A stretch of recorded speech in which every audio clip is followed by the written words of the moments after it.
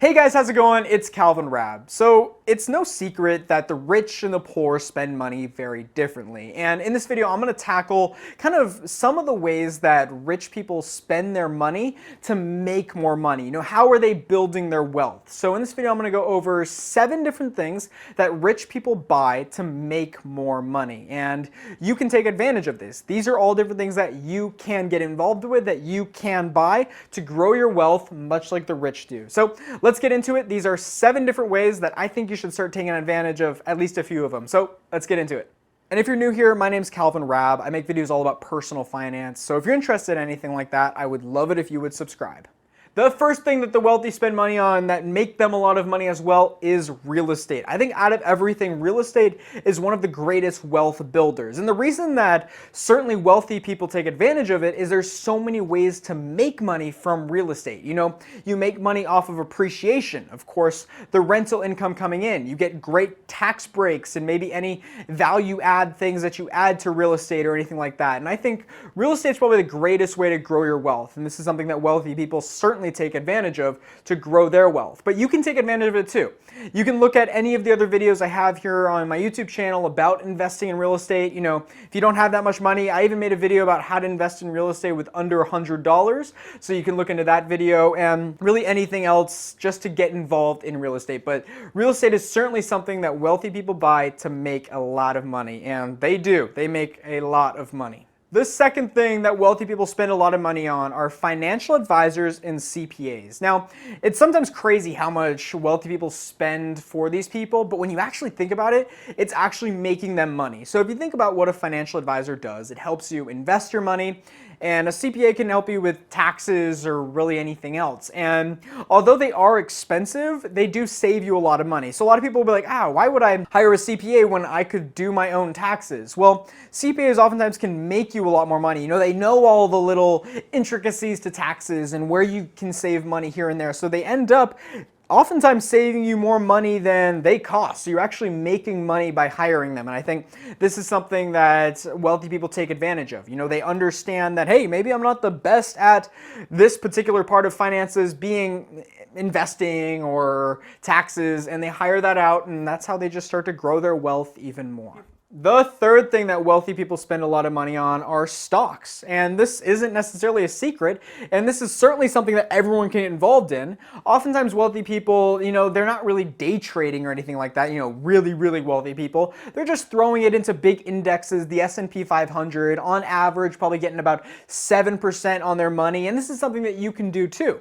You can invest in the same stocks that they're investing in. There's no secret club that they're a part of that they can invest in stocks that you can't. No, they're all public domain that you can do as well. So if you want to get involved with investing, I made a video about how to invest in stocks, every single step. I recommend checking that video out and just watching a few other of my investing videos here on my YouTube channel. But this is certainly something that you can do along with the wealthy people too to get a decent return on your money.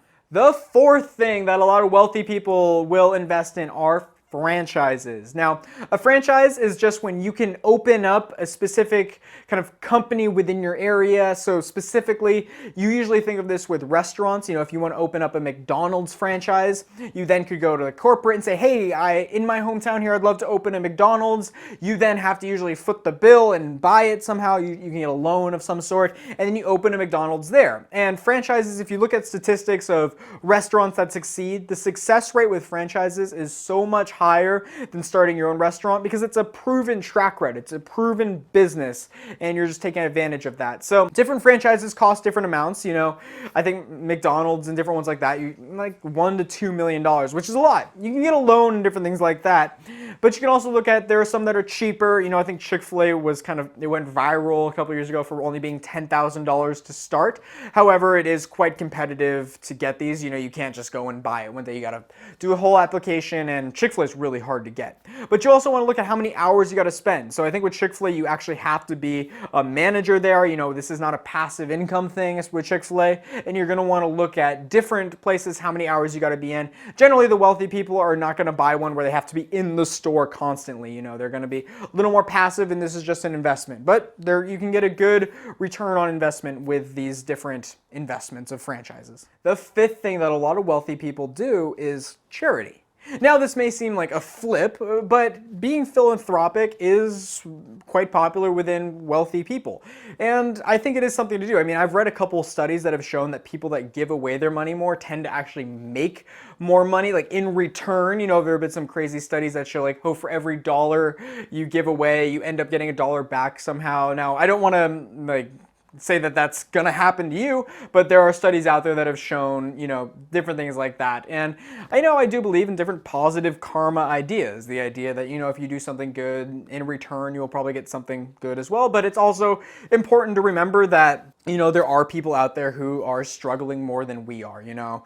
And yeah, our goal is to make a lot of money, but it is important to remember that there are other people out there who don't have the opportunities that we have, and helping them out is always a good thing to do. You know, the return on investment for a $50 donation to some charity is going to be a lot much larger than, you know, maybe into the stock market or something. So they are quite charitable, and it is important to remember that, you know, if you ever do make a lot of money, to not forget to invest in charities and help other people out as well.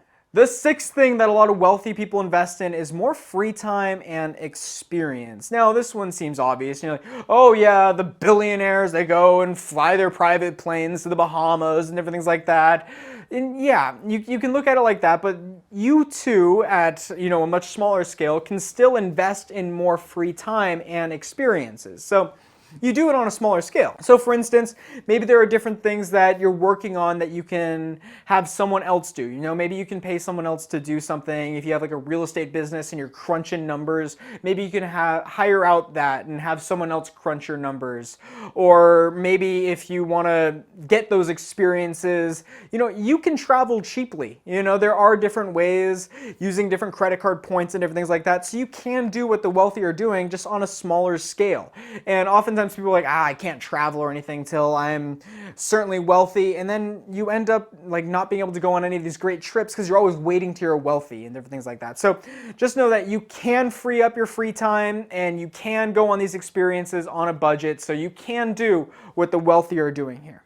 The number 7 thing that a lot of wealthy people invest their money into is just appreciating assets. And this idea is you can buy anything that will help your money appreciate over time. So oftentimes wealthy people will do this in the form of things that they're passionate about. So maybe it's wine, maybe it's cars, maybe it's paintings, or anything along those lines. And although we might not be able to do it at the level they are, you can look at whatever your passions are and see if you can buy some form of something that will appreciate. You know, maybe you're into sports and you might be able to find someone's signature or autograph at a pretty cheap price. That will probably appreciate over time. Or really anything else that you're passionate. Maybe it's a comic book that will appreciate over time. Now, I wouldn't want this to be like your sole investment.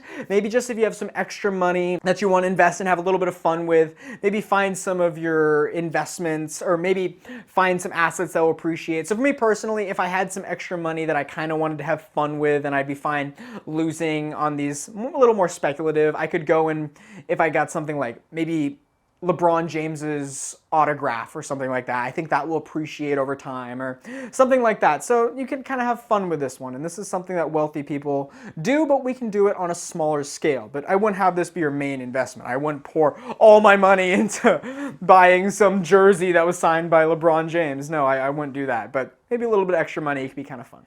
All right, so that will wrap it up. Those are 7 different things that the wealthy people buy, that you can as well. You know, I always feel like there's this disconnect between what wealthy people are doing with their money and what poor people are doing with their money. It's this idea that, oh, the poor can't do that, but in reality, you can, you know?